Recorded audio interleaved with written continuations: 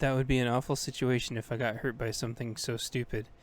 I always imagine what would kill off the majority of bad guys in civil unrest would be that nobody would take care of their wounds properly. I'm not a bad guy, and whether or not this is a civil unrest situation, there's nobody around to take care of my wounds, if I were to get any. I'm hoping that nearly everything I need is behind that gate up in the office. It has an extra layer of security, and this is the safest route to get there. It's maybe about a 20-minute walk? I have no idea because it's dark and I'm cold. I'll cover the flashlight for a second and try to look out the windows to get a sense of time in relation to the dawn coming. Maybe it's slightly-ish less of an inky black and more of a severely dark navy blue out there, but I can't tell. Time passes so extremely weird at night in the winter months. You'd swear that night is like 20 hours long when you can't sleep and it's cold, waiting for the sun to come up, but at least I'm not wet. Anyway, the painted lines start to converge as I walk for a while, and I stop to look around as a matter of habit. It is to make sure no speeding work carts are going to cream me. I've had some bad experience with some places that think it's funny to terrorize each other when they never have a chance to change the number past 0 on days since last accident board. Talk about horrible, freaking ridiculous. Anyway, nobody's coming, no noises, no sirens, no cars coming to work, nothing. I get right to before the lobby and check for Monster Cat. Monster Cat is still with me. I have a talk with him really quick. I let him know it's perfectly okay for him to come with me. We're going to sleep up there, and it's going to be warm and safe. He looks at me like this is not news to him, so that's good, I guess. With that, I shut the flashlight off, pass through the lobby by memory as fast as I can. I'm also going as careful as I can, up the stairs again by memory, and as soon I'm back in the upstairs mini lobby where I may crack my shins if I'm not careful. I turn my flashlight on and try to cover the top of the flashlight as best I can. I'm greeted by a big metal fence. Hello, big metal fence. Guess what? I have a present for you. Actually, I have 6 presents. I chuckled to myself. And the cat meowed. I guess I had said that out loud. Or the cat could read my mind. No clue which. I set my heater down and took the keys out and one by one unlocked each of the 6 locks. So first, I did the piece of plastic wrap key into its lock. Turning the key allowed for a bolt to be moved. Then a knob needed to be turned, which would undo the latch at the bottom. I did that, then repeated the process with the soft plastic bottle into its lock, and then the piece of diamond-plated steel M into its lock.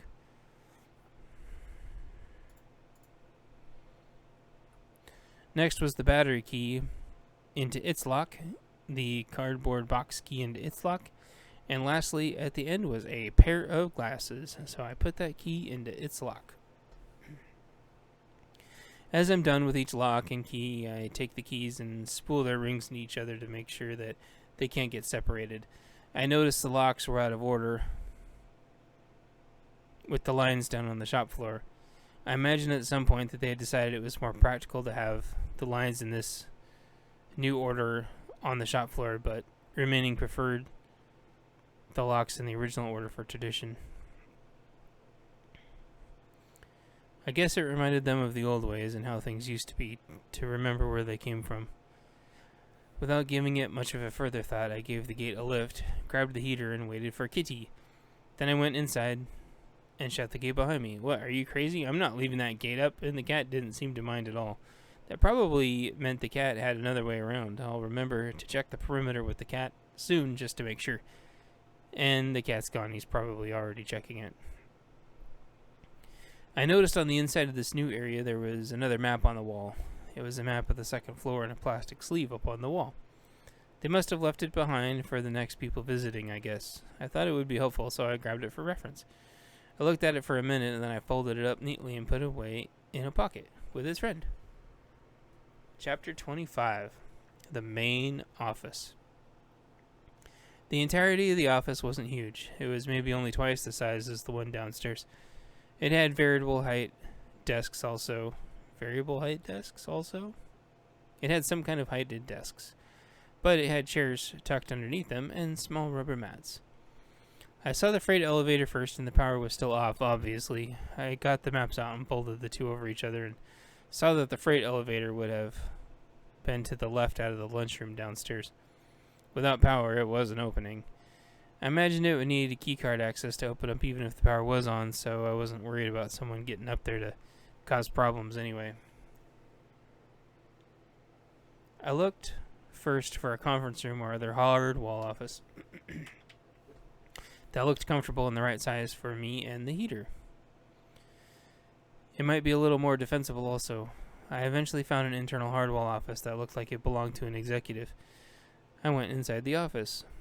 It had a solid real wood desk on one side and then a 4-person table on the other side. This was so they could have conferences in their office without having to schedule a room and thus disrupt everybody else.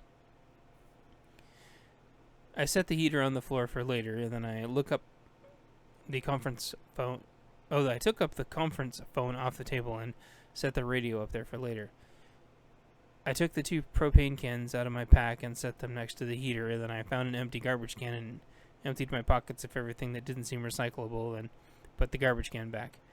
I grabbed the blue recycle bin and put everything in it that it would have been recyclable again at some point. Then I took out my second to last packet of water and drank nearly all of it. I realized I had gone a lot longer without water than I should have. Whoops. That made me also realize that I hadn't gone to the bathroom in a while, which really wasn't a healthy thing. I pushed that thought out of my mind that I only basically had 1 water packet left and was really starting to dehydrate. To stay here for any amount of time, I really needed a significant amount of water. With that, I set out for more supplies. As I walked out of the office, I reminded myself the loose shopping list that I still needed. I was looking for real food, or at least real air food, hopefully from a vending machine, more water, tinfoil, or blankets. There were also a few things I couldn't even wish for, but needed to keep my eyes open for anyway. I methodically went from cube to cube, checking every drawer and overhead bin, looking for anything useful. I eventually found a USB cable that fit my phone. Thankfully, my phone took a universal USB cable and not something ridiculously proprietary. I tucked the cord away, not really knowing how I was going to be able to use it yet, but at least I had it, I guess. This was the problem. Everything was getting pretty much gutted. People were going to take the things they brought with them back home again. When I was done going through the cubes, I tried to find a coat rack to see if there was always like that one abandoned coat. Every office I'd ever been to seemed to have 1 or 2 or 3 in the office. This place was no exception. It was too small to wear, too small to cover up my legs. I imagined I was going to be rolling it up into a ball and using it for a pillow. It didn't have a smell or bugs, which was nice also. It wasn't comfortable or soft, but better than nothing. I was done with the cubes and coat racks, so I checked the conference rooms more closely. I remember seeing some odds and ends in them. I found a cardboard trifold that someone had used for a presentation many moons ago. I brought that back into the office I was borrowing and set it next to the recycle bin. I had a special plan for the cardboard presentation. The idea I had in mind meant I would also need a stapler or some tape, or both ideally. I checked all the steel drawers in the hallway until eventually I found an office supply cabinet and got some tape and staples. I wasn't sure which I was going to use yet or exactly how to put the project together, so I grabbed both. I checked the other drawers and eventually found a stack of blankets. Yes, a stack of blankets. There was an envelope set deliberately on top. I picked up both and brought them to the office and set them down carefully on the desk. I was completely bewildered by there being a big stack of blankets and a note. I debated opening the envelope right there, but knew I had to get a few more things first. I went to check the kitchen finally, and thank goodness I found plenty of tinfoil basically right away in a drawer. The vending machine was not only there, but unlocked. I guess this place had management simply pay for the employees' vending machine privileges or something, which is amazing. I grabbed 3 beef jerky packages and a few bags of almonds and put them in my backpack.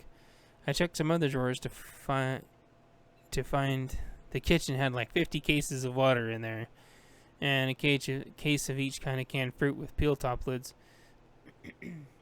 I grabbed 3 bottles of water and a can of peaches. I dropped everything back off in the new nest I was making.